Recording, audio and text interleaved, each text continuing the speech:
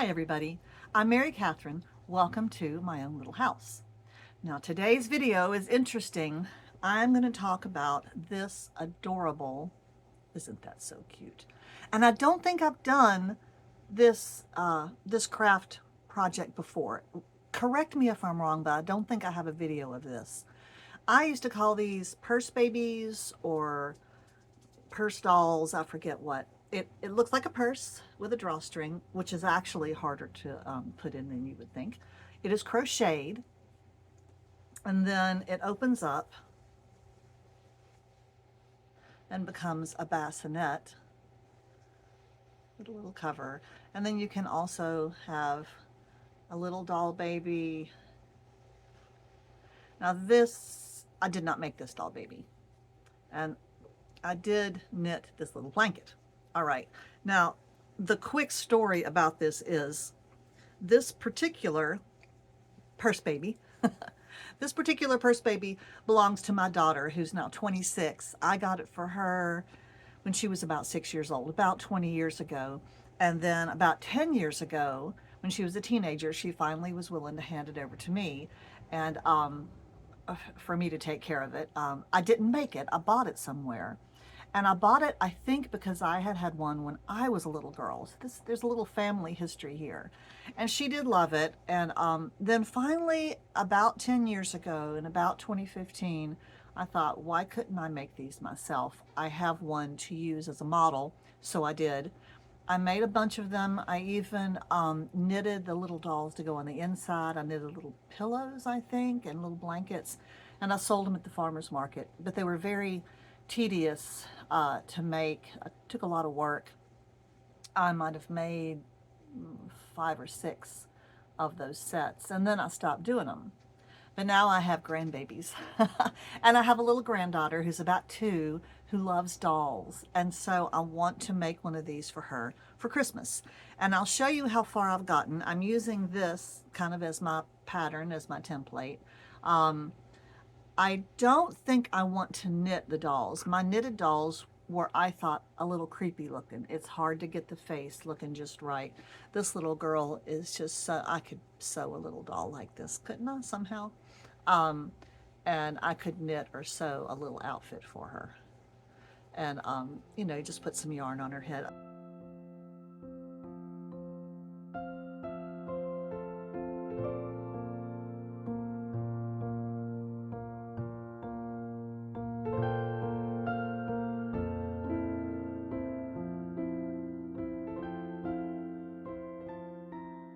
So let me share with you the one that I'm in the process of making right now. Okay, so the yarn I'm using, I've used before for a baby blanket I made, I think, for my niece's baby. And it's a pink, orangey kind of, it's a very fun, beautiful yarn. Pink, but not too pink. It's a very soft yarn and thinner than your average #4 weight acrylic, and that's a bit of a problem here. So it looks, this is it so far. I've got the little tassels, okay, but it's just kind of floppy. It does, you know, it has the little bonnet at the top of the bassinet, but the sides are floppy and it doesn't really stay up as well as I'd like it to. So I think what I'm going to do is I'm going to use a product I've got, I'll show it to you, that will help to stiffen up the bottom of the bassinet, and I'll probably put it around the sides as well to make it stand up better. And I think that my granddaughter will enjoy it more that way. Let me show you what I'm going to put in there. Okay, now I do have quite a collection of batting and all kinds of things for making those tummy time quilts. This is some that I got at the hospice thrift store.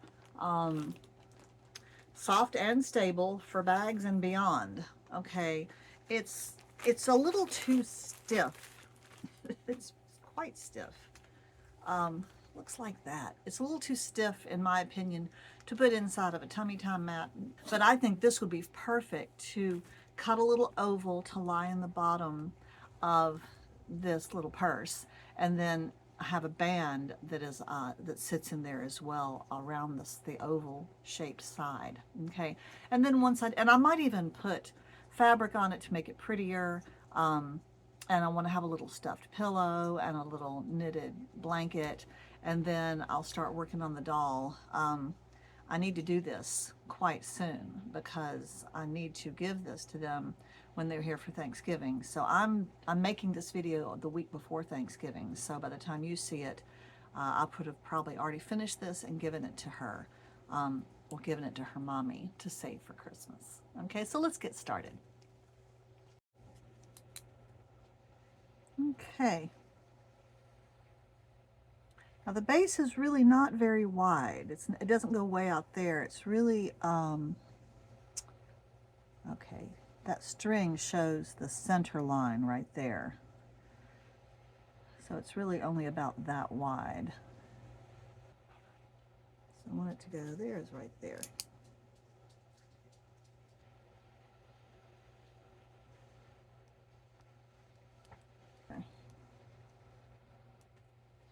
So now I've got my little outline here.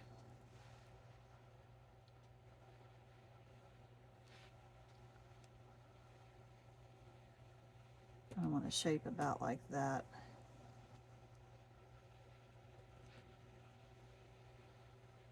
Okay, so let me do that first.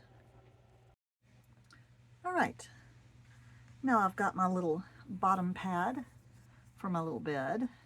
See how this kind of splays open like that? That's what I want to try to get away from. So this is going to stabilize the bottom. The next thing I want to do is to cut a long rectangular piece that will run around and attach it together. And I might even also attach it to the sides of, yeah, this is good and stiff. We'll see. I'll attach to the sides. It may still want to fall open. I thought I would contrast this one to my daughter's. You can see the difference, how this one stands up nice and perky and this one kind of flops down. I'm not happy about that. I don't have time to make another one for my granddaughter, so I need to try to find a way to make this one work. Now if I measure, looks like about 2 inches is what I want. Let's look at the other side to make sure we're consistent.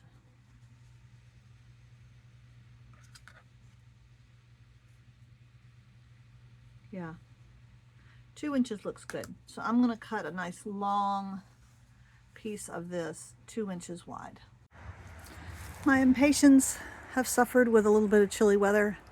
Now they look like spiders, and I'm going to yank them out of these pots and we'll plant new ones in the spring.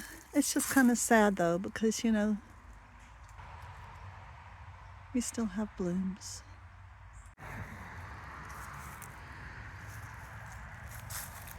I have a little crepe myrtle growing in my rosemary bush.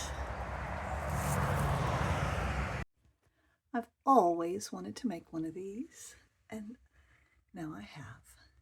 This is a pretty short little dried orange garland. These were fresh cranberries that I dried in the oven. Cinnamon sticks too. And it was really easy to assemble. I used a kind of a thick thread and just tied it to 2 existing nails up there. Isn't that fun?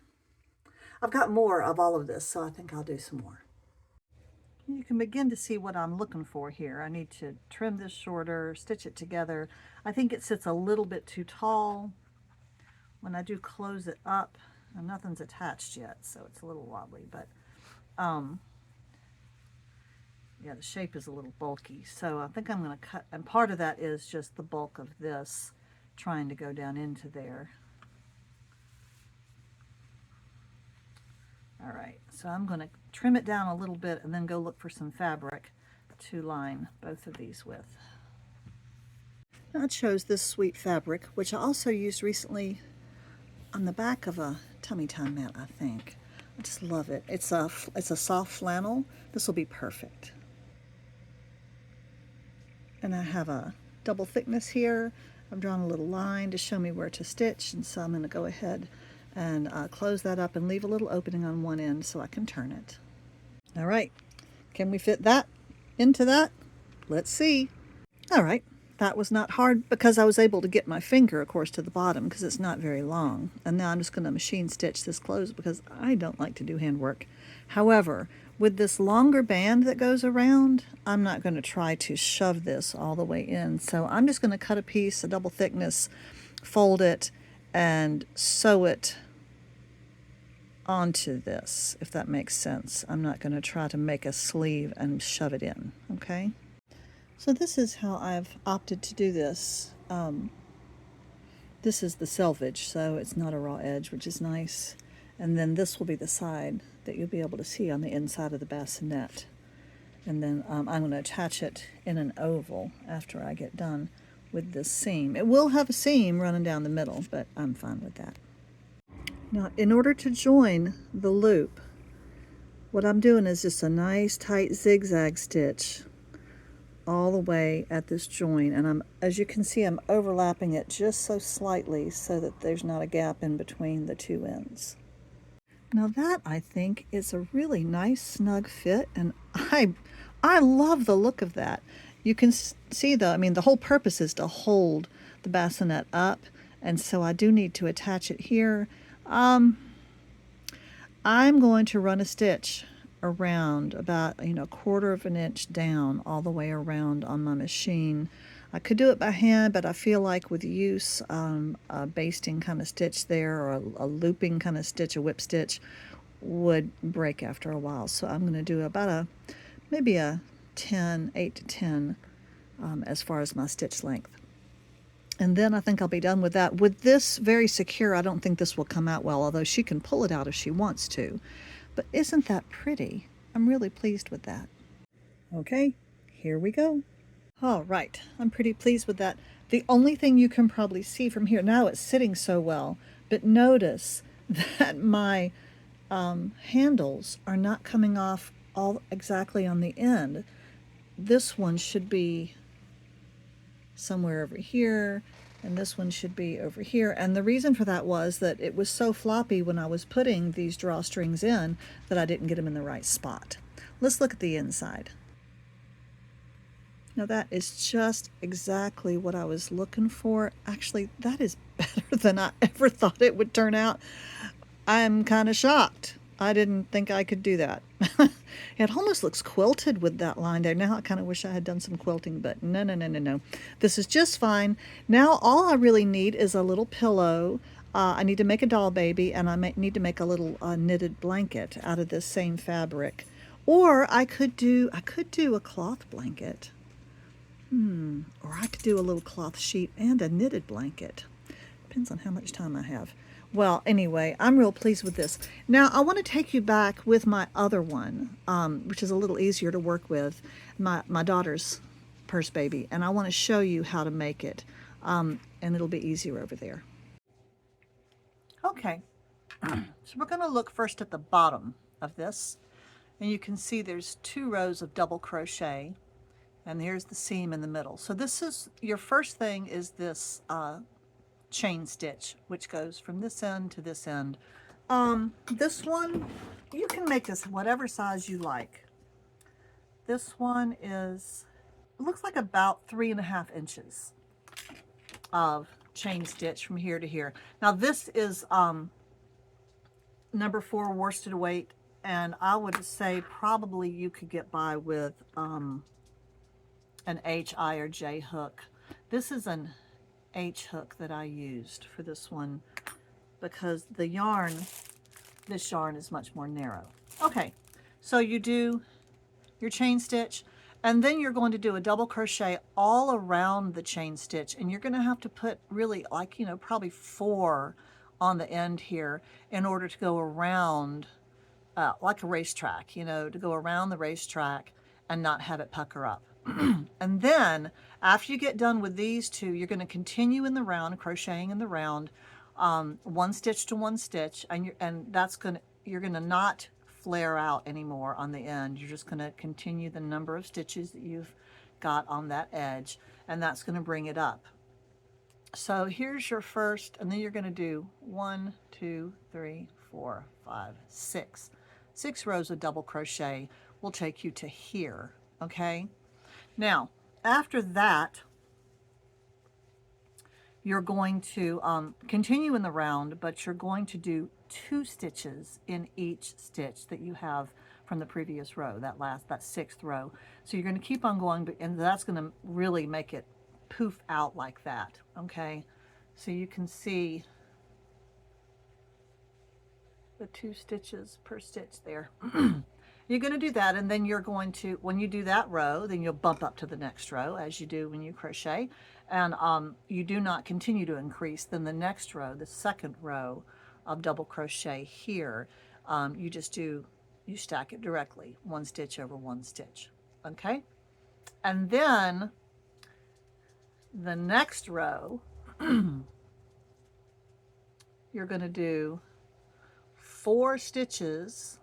See those 4 double crochets right there? You're going to put 4 of those into 1 stitch, and then you're going to skip 3 stitches and put 4 stitches into the next one, and then skip 3 stitches, and you're going to do that all the way around, okay? Now, I didn't count to make sure that I had the right number. Mine did end up coming out okay, but if it doesn't, nobody's going to notice. When you do this drawstring, nobody's going to be counting to see if you end up with, you know, 3 stitches in between or 4 or 2. Nobody's going to notice, so you'll be fine. I am eating my lunch. This is a peanut butter and jelly sandwich with the potato chips in the middle. That's how they do sandwiches in England. Now, they don't do PBJs, but they do chips in their sandwich. They have a crisp sandwich where they butter their bread and put chips in it. I thought, since I like potato chips with my peanut butter and jelly sandwich, that I would just put them in the sandwich. Mmm. Mmm. Nice and crunchy with a glass of milk. Mmm. Okay, let's keep going. Okay, the last row that you do, you can see that you're putting the 4 stitches into the opening between the bundles of stitches down here. Now, some of you, if you've done crochet, you've done this kind of thing quite a bit, okay? And it gives you that open weave, and that the opening in this first row here, those openings are where your drawstrings are going to go. Now, when I first made these a few years ago, 10 years ago, it was a major headache to figure out how to make this work. There are actually 2 drawstrings. One of them is out here, and it goes in and through and comes back and meets itself. And then the other one is here and goes through and meets itself, okay? In order to make it work, and you can do what they've done here and utilize these bundles of double crochet to make another hole there. So you can see that this drawstring is exiting in the middle of one of those bundles. If you look underneath, the corresponding drawstring is crossing over here. So it's going to pull that way, and this one's going to pull this way, and that's what makes it work, is they're pulling in opposite directions. And so I would just, you know, fiddle with that. Again, you don't have to have the exact same number. You can split up those bundles. That does help to give you the number of openings you might need. As far as the tassels, what I did was let me show you on this one. I tied them very securely in a knot here, okay? And then this was still in a loop. I just did a loop. If you've done much yarn work, you know how you do a little pom-pom or tassel like this. You do it like this around your hand. That was about the length I wanted for my tassel, so like this. And then I didn't cut my loop yet. I laid, can you see the little right there? I put the ends, made sure I had plenty of yarn ends on the end of this when I did this as a long chain stitch. And so there and there, and then I tied a nice knot around this end of all those loops. And then I took a separate piece of yarn and tied it very tightly here. Then I cut the loops ends down here and trimmed it all about the same length. And so I finished off those tassels. If you have any questions, if that's not clear enough, let me know. So, all right, I'm going to finish my sandwich. I will come back and show you this to you when I get the baby doll finished.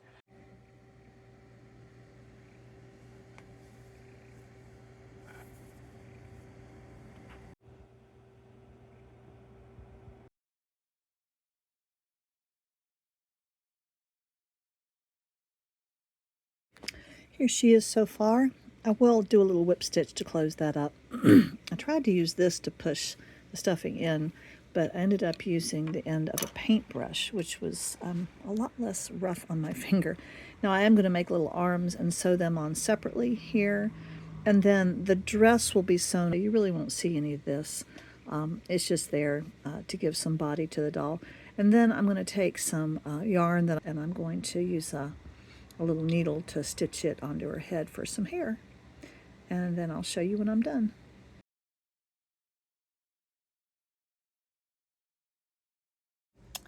Well, there she is, such as she is. Her arms are a little pudgy. Her dress is a bit long. I guess some babies have that. I love her hair, but some of her stuffing is coming out there on that side. I might have to try to snip that off. I think her face turned out rather nice. Little baby for a little bed, and hopefully my granddaughter will love her. Okay, let's put her into her little bed for the very first time. She can have a nice little nap until she gets to meet the little girl who's going to love her. Night, night, doll baby.